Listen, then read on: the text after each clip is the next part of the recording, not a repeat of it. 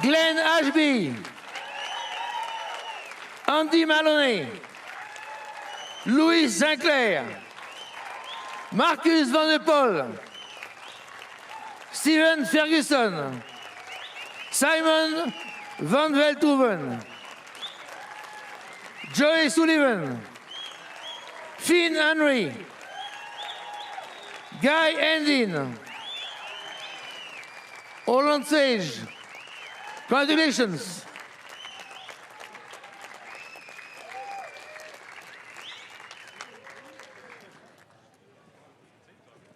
Now, Francesco Longanesi, who is representing here in Auckland the CEO of the Prada Group, Patrizio Bertelli.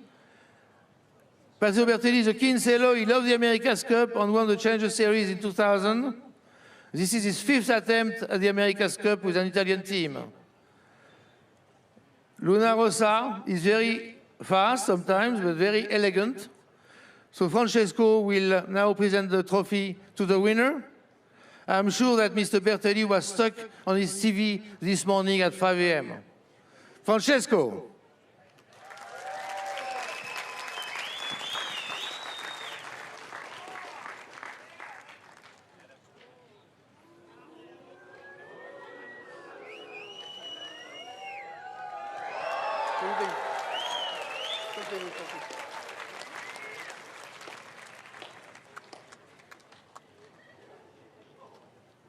Francesco? Who takes the trophy? Yeah. Congratulations.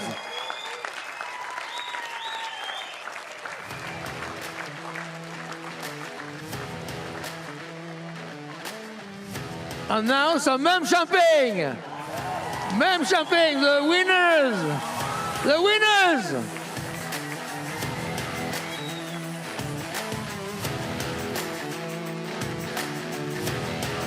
You want to...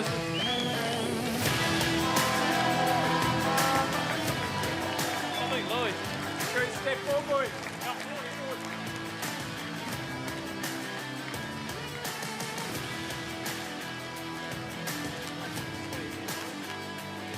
Yeah, I think from all of us, we'd just like to say thank you for the support. It's been incredible to see so many boats out on the water, and from our whole team, there's only 11 of us here, but there's 120 within the whole team, and half of them are working super hard over there to take the boat out of the water, get it ready for tomorrow, and thanks again. So if you just give them a round of applause. Cheers.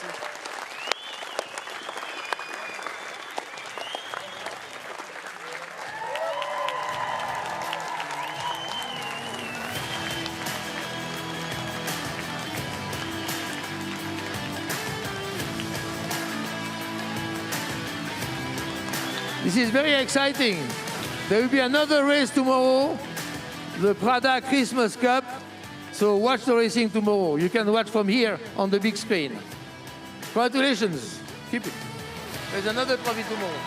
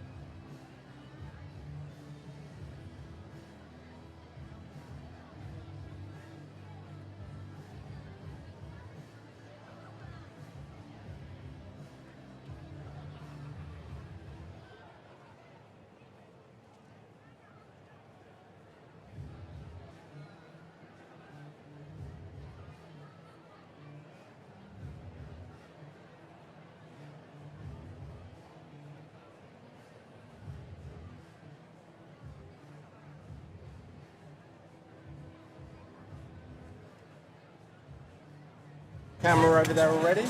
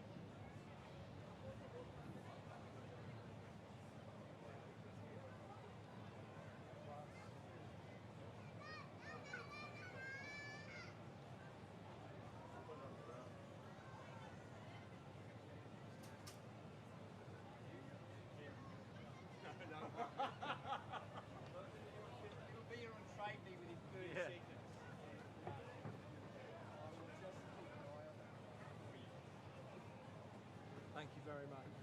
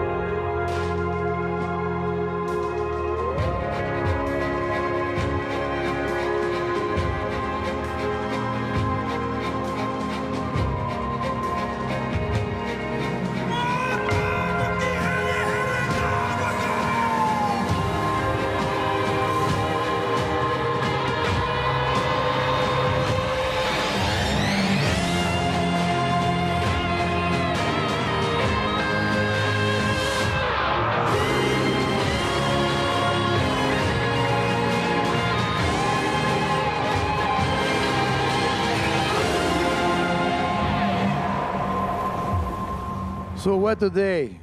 You must be exhausted. We were exhausted watching the racing. It's terrible to see those boats. All the boats splash down, all of them. The 4 boats splash down. And what is great is that we have to wait until the last 100 meters of the last race to know the winner. That was a tie before that. So it's very good to have a result on the winner. We are glad also we finished the program. We are not sure today because of the wind speed, and I want to thank the sailors and the race organizers for completing the program. So my first question is about those splashdown, because it was very embarrassing sometimes to see the boats jumping from 5 knots to 30 knots, back to 5 knots. So what do you think of that? Is the minimum wind limit too low? Jimmy? Well, I think it was just a little bit patchy out there, you know, like I think every start, the wind was at the correct number for Ian to kick off the race. And I think we had some pretty good races, but there clearly was a couple of areas on the course where it was a little bit of a minefield, you know. You just had to really try and connect the dots, and the guys that did a better job of that ended up winning the race, as simple as that. So, you know, it just rewarded, you know, good handling by the different teams, but also just trying to always perform those manoeuvres in pressure as opposed to a light spot. So Pete, even if you have a good lead, sometimes you slow down and you stop. Must be difficult, no? Yeah, well, I think like Jimmy said, you know, it's something that, you know, it's always been in the protocol that we're going to sail across a pretty wide wind range. And, you know, today was obviously very at the bottom end of that. And I think it shows, you know, how hard these boats are to sail at that end. But, you know, I think, you know, we had a pretty good race with Luna Rossa nonetheless in that last one. And, you know, we're seeing some pretty light numbers on the wind gear. And, you know, it really made for some big gains and losses at times. But, you know, it definitely makes for a pretty tricky, you know, yacht race. Dean, you had a great race against Emirates Team New Zealand. You had a good lead, and suddenly you slow down, you stopped. Must be difficult. Oh yeah, it's part of it, and it just sort of, I guess, emphasises how you know, hard you have to work to make sure you don't have those issues. So, you know, we were looking forward to having a good close race again with Team New Zealand, and you know, it was nice to sort of have a small advantage at the time, but you know, obviously, you know, it was all very close. You know, when we dropped off the foil, and it was sort of game over. But you know, it's yeah, these boats are challenging in the bottom wind range to stay foiling 100% of the time, and it's you know, it's obviously a good target to have, just to be able to try and do that a little bit better than the other guy. So Ben, a tough day. So it's a confirmation that your boat is difficult in light weather, light wind. Yeah, that's right. It was a tough day. I think we've been talking for a while about particularly the lighter airs were struggling. So certainly a lot for us to look at in terms of, you know, what are we doing wrong, really. You know, the other 3 teams are doing a much better job than we are, and so we've got to figure that out pretty quickly. But we'll certainly be doing that. But at least all boats stopped today, not only you. Yeah, I mean, all the boats stopped, some more than others. Questions, please? Pete Montgomery. Dean, at one stage we heard you say, we've got to sort this out, guys. This is frustrating. Sort what out? Was it a human error on board, or was it a system error? No, I was just trying to figure out who was going to sort out the drinks when we got back to the dock. No. No. When you hit the deck. No, we had a bit of an issue in with one foil that we're just, you know, obviously going to sort out, rectify for tomorrow. But it's yeah, we had 2 issues on the same foil during the day, one in each race, and yeah, and it's just obviously frustrating, you know, when it doesn't all sort of go quite to plan. So yeah, it's yeah, better now than later, but it's yeah, all the same, you know, it just, I guess, reinforces how important it is for the boat to be working at 100%. Question, yes? Hi, for Sabine. What feedback are you getting from Sir Jim? He's an engineer. Does he see this as a problem or a challenge? Both. Yeah, I mean, it's obviously a problem because we want to be more competitive than we are right now. But Jim, you know, he understands the challenge of sport and certainly development sport. And we're right at the cutting edge of technology here. All these teams have got fantastic designers, engineers. And, you know, right now, for whatever reason, we're not quite where we need to be. But you know, that's why we want to be competing in this arena, because we want to push ourselves against the best. And we've got to, you know, learn, understand, develop, and make that jump. So, you know, and Jim's behind that, you know. He's the kind of guy, like, he loves a challenge. Almost the harder it is, the better it is. What do you actually think the problem is? Well, I can't tell you exactly what the problem is because, you know, we're in a technical game here. But there's obviously a couple of key areas where we're lacking a little bit. I mean, this event is, for us, whilst we're, you know, at the hard end of it, it's actually what an incredible opportunity, you know, to be able to go up against these teams and realize, okay, we've got some serious problems.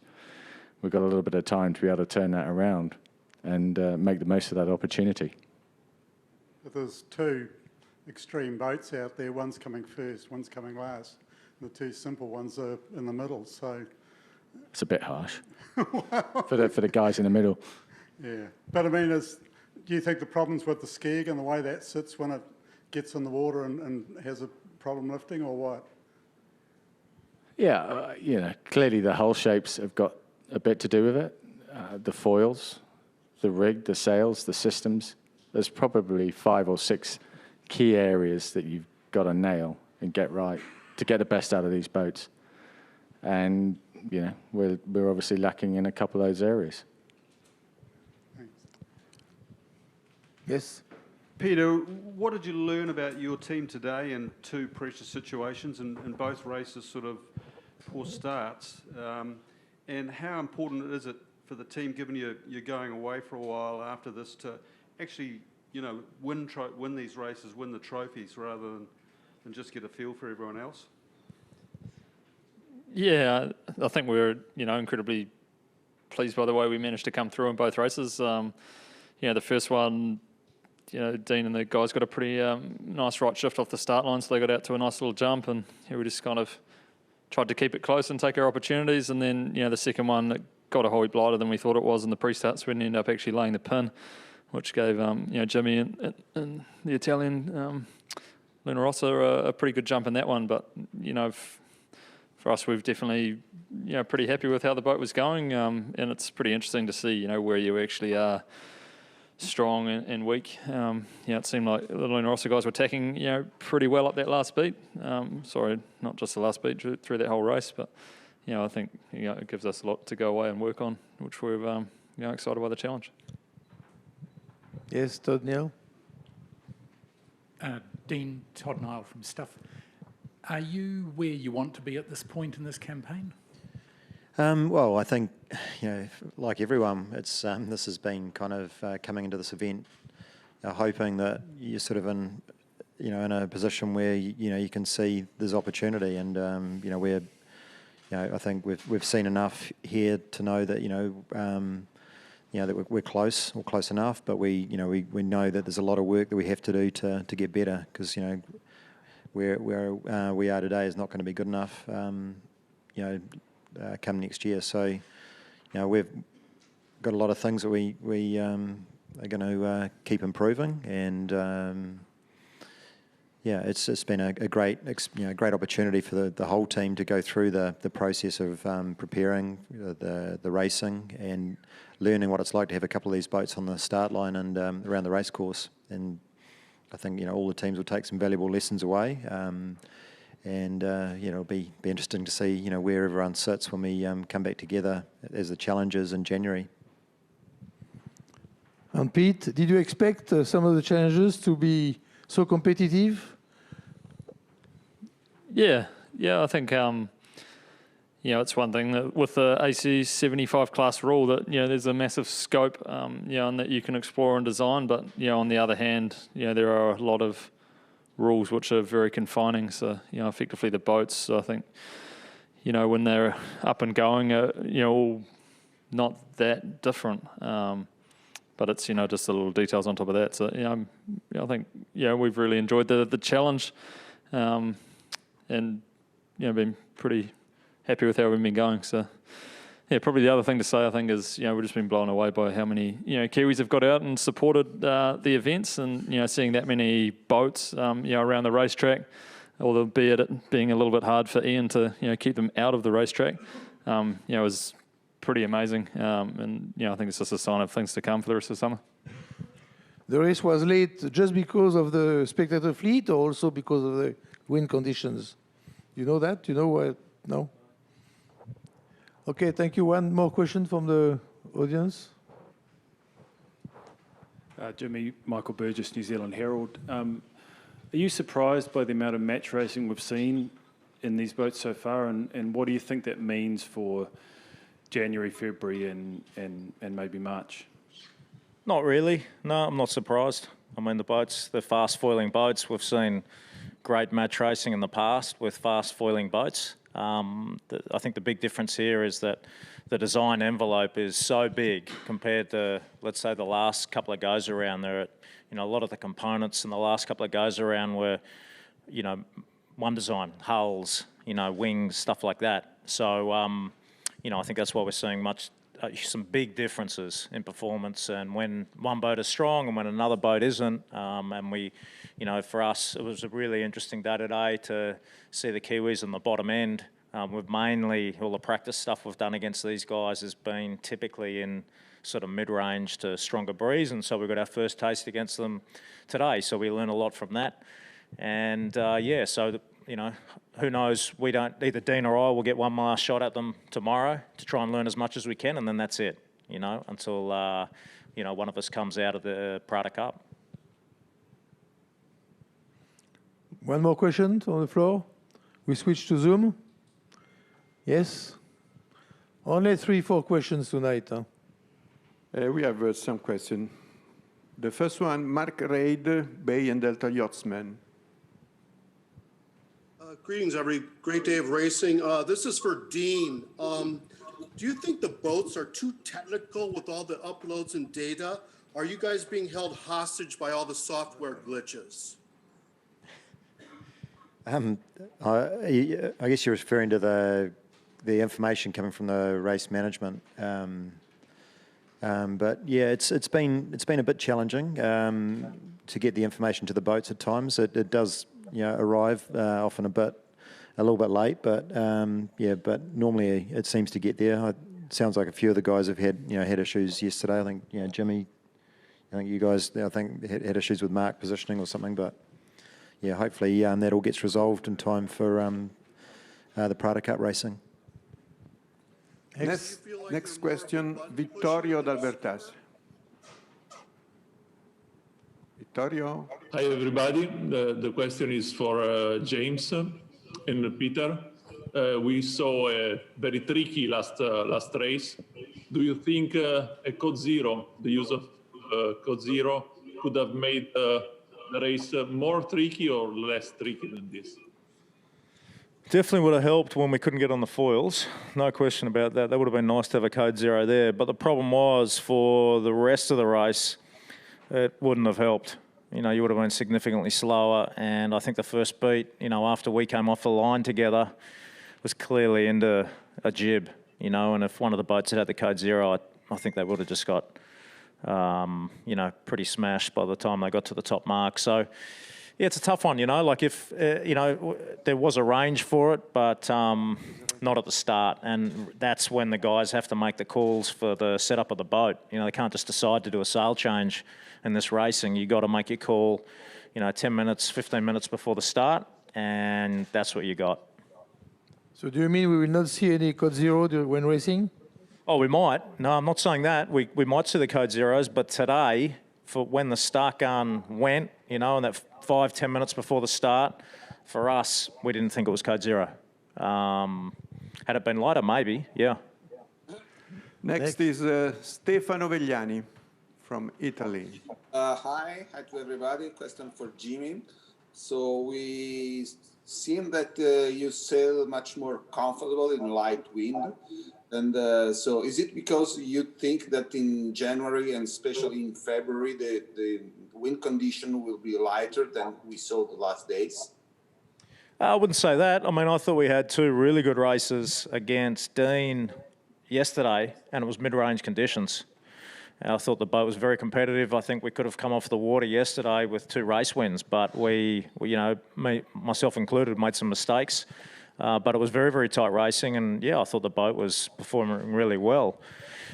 Yeah, for sure. I think we have a good package in the downrange, but it's not just the downrange. We're going to win races in the mid-range, and obviously we know we're going to put a fair bit of work in for the top end. That's for sure. Next is Jack Griffin, Cup Experience. Hi, everybody. Great racing again today. Thanks for putting on such a terrific show.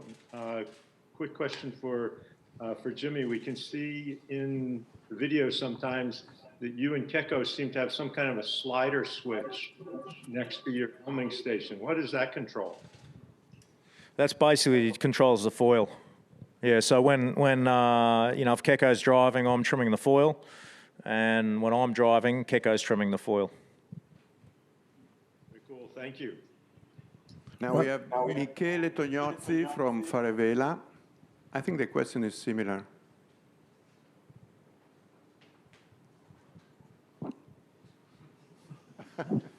Yes, a question for You look tired, huh?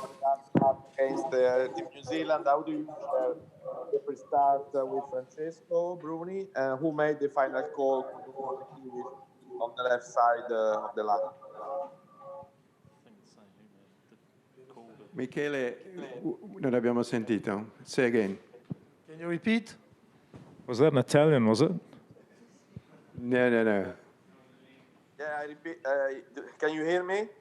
Yes. Yes. Right.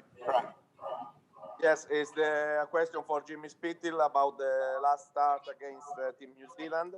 I would like to know how do you share with Francesco the pre-start sequence, and who made the final call to go for the Kiwi on the left side of the line? Okay, I didn't quite get the end, but anyway, yeah, so basically, you know, Keko and I really kind of discussed the strategy before the start, and there's certain times when you're the helmsman and you make the decision, and the other guy's really doing the foil trim, and then as soon as it swaps over, any time you're basically the helmsman, well, you have to make the decision and you have to make the call. But yeah, it's been a real fun process because it's something completely new, completely different than what we've ever done in match racing, and I think in the Cup, I can't remember anything like this kind of happening. So yeah, it's been really cool. Philippe's been actively involved, you know, just sort of building our strategies. But yeah, I thought Keko and Philippe did a really good job. I mean, today we got off the line really well, you know, executed a couple of plans that we'd been working on. So, you know, that felt good to come off the line twice in good shape. Okay, last question from England, Ed Gorman, The Times. Question for Ben, please. Ben, you mentioned about all the areas that you want to look at to change the boat, and I noticed you mentioned the hull shape. Can you just give us an idea? I mean, what is the scope for actually changing the hull or reprofiling it, and you know, going into quite a serious alteration program? Do you have the ability to do that? Yeah, look, the hull is just one of, I don't know, 4, 5, 6 key components that go into the performance of these boats. I mean, what do we know? We've got just under 3 weeks till the Challenger Series, so making a serious hull modification, I would suggest for any team, is probably unlikely in terms of the amount of time that it would take off the water. And as we've seen, every day, every hour on the water for all of these teams are making huge gains. So yeah, I think it's unlikely that we will make any hull modifications, but we've certainly got to look at all of the other areas where we can make some gains and get the performance going and get, you know, as we said a lot, we're struggling down the range, particularly in the slower boat speeds, and so we're going to make some, clearly got to make some changes. How difficult is it for you that I think we understand that you don't have any more foil packages to come? Does that restrict your scope of manoeuvre in the area of the foils? Yes and no, in that we don't have another set of foils to come on the boat, and I think some of the other teams potentially do. But we can change the rudders, the rudder elevators, and then there's the sails, the aero side of things. So there's a number of changes that we can make. We just got to work out exactly the right steps to take and go through the right processes and keep pushing hard.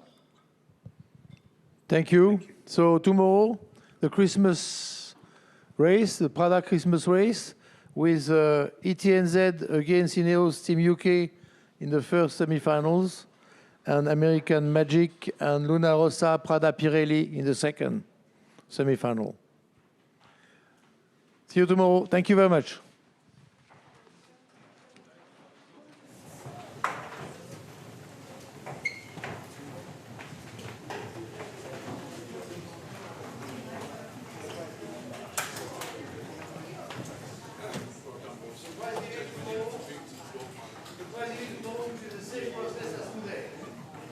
About 40 minutes after the finish, prize giving, and then to follow the press conference.